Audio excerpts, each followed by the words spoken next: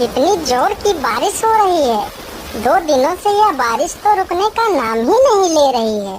मुझे लगता है अब जल्दी ही मेरी छत से पानी टपकने लगेगा। तभी उधर से एक शेर बारिश से परेशान होकर छिपने की जगह ढूंढते ढूंढते उसी किसान की झोपड़ी के पीछे बने तबेले में घुस जाता है, जिस तबेले में उस किसान के कुछ गधे बंधे हुए थे। अंधेरा ज्यादा होने के कारण शेर गधों को देख नहीं पाता है और उन्हीं के बीच जाकर खड़ा हो जाता है।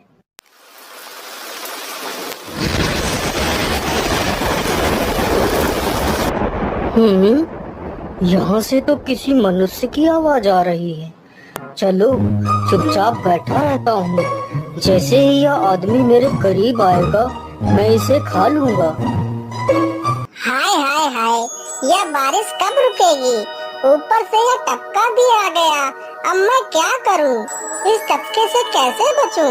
इतना तो डर मुझे शेर और बाघ से भी नहीं लगता है जितना डर मुझे इस टपके से लगता है। अरे यह टपका कौन है? मुझे लगता है यह टपका तो मुझसे भी ज्यादा खतरनाक है। तभी तो यह आदमी शेर और बाघ से ज्यादा इस टपके से डर रहा है। चलो जल्दी से मैं यहाँ से निकल लेता हूँ, नहीं तो कहीं टपका ने मुझे देख लिया तो मेरी खैर नहीं। ओहो, अब मैं इस टपका से कैसे बचूं?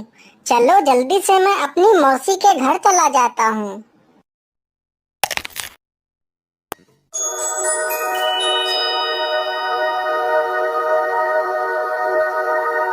अरे चल चल गधे की औलाद, यहाँ पर छिपा हुआ बैठा है। अरे चल जल्दी।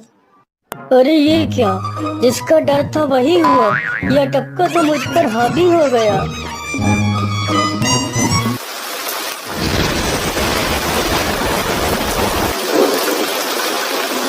कैसे बचूं? कैसे बचूं? इस टपका से मैं कैसे बचूं?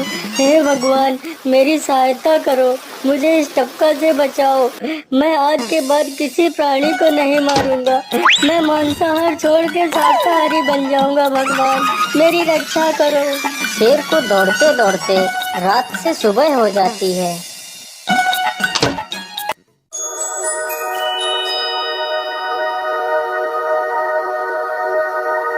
अरे देखो देखो, यह तो शेर की सवारी कर रहा है। अरे हाँ, सच में ये तो शेर की सवारी कर रहा है। इसे तो डर भी नहीं लगता है। अरे उधर तो देखो जरा, यह आदमी कितना बहादुर है। यह आदमी शेर की सवारी कर रहा है। जिस शेर को देखकर हमारी धोती आगे से गीली और पीछे से पीली हो जाती है, यह तो उसकी सवारी कर रहा है। ये गांव के लोग भी ना पागल हो गए हैं जो इस गधे को शेर। अरे बाप रे, यह तो सच में एक शेर है। हे भगवान मेरी रक्षा करो, शेर तो मुझे खा ही जाएगा। राम राम राम राम राम, अब क्या होगा? इस शेर से कैसे बचूं? अरे यह तो एक बरगद का पेड़ है। यही अच्छा मौका है, जल्दी से इस बरगद की जड़ पकड़कर ऊपर चढ़ जाता हूँ।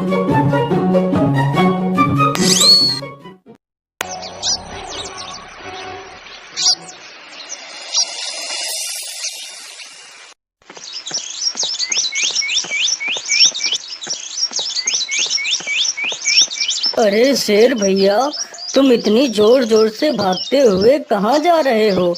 आप तो बहुत डरे हुए लग रहे हो। आप तो जंगल के राजा हो, आपको किसका भय है?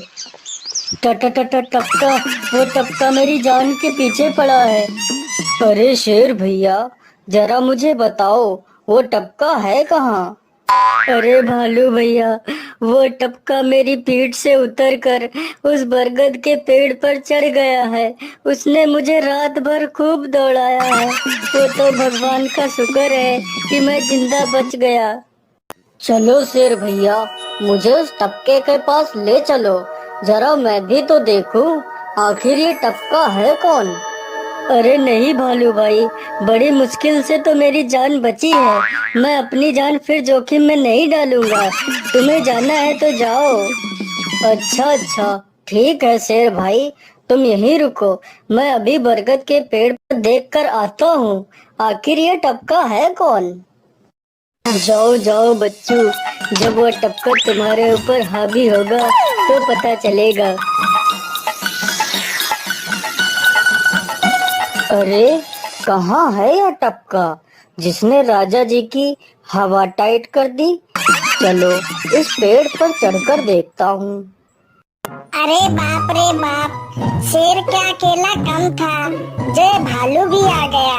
मुझे लगता है कि आज मेरी मौत निश्चित है। भालू पेड़ पर उल्टा होकर चढ़ने लगता है। तभी किसान और तेज से कांपने लगता है।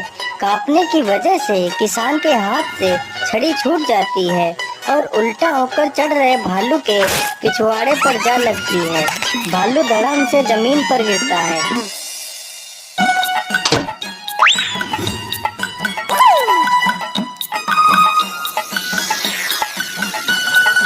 मुझे लगता है अब शेर और भालू दोनों भाग गए हैं। चलो अब जल्दी से यहाँ से निकल लेता हूँ। सारे राज्य में यह बात फैल गई कि हरिया किसान बहुत ही बहादुर है और वह शेर की सवारी कर लेता है। धीरे धीरे यह बात राजा तक पहुंच गई।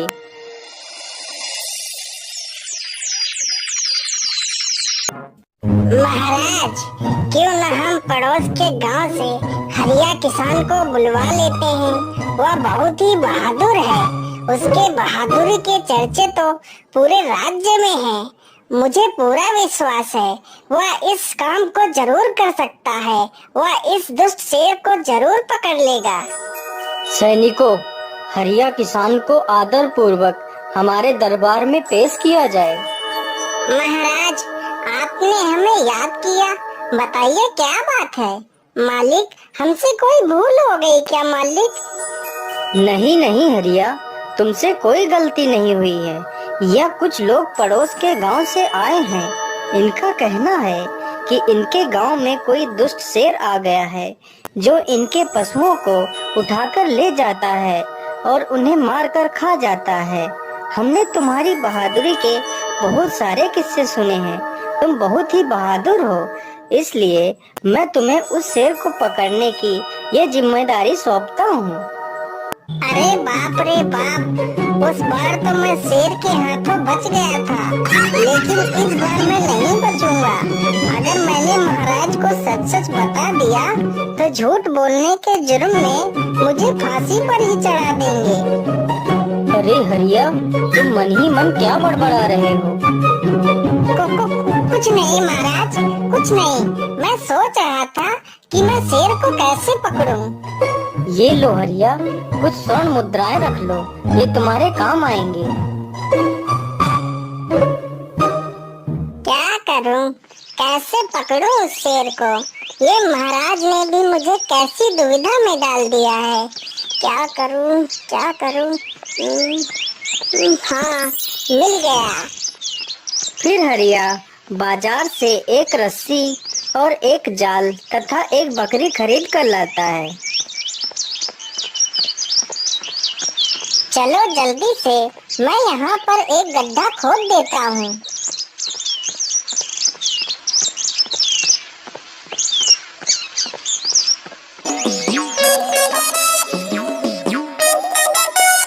गड्ढा तो खोद दिया।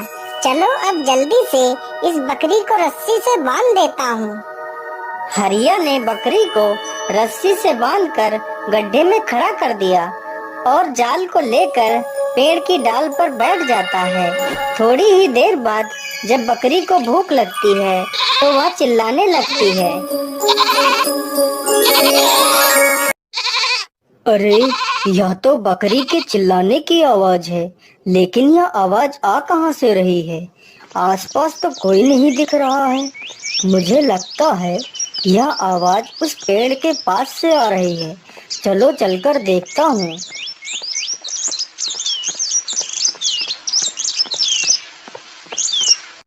अरे वाह, आज तो शिकार मेरे पास खुद चलकर आ गया। शेर तुरंत ही बिना देर किए हुए गड्ढे में छलांग लगा देता है। तभी किसान तुरंत ही बकरी को ऊपर खींच लेता है और जाल को गड्ढे के ऊपर गिरा देता है। शेर गड्ढे में ही फंस जाता है। यह देखकर गांव के सभी लोग बहुत ही खुश हो जाते हैं।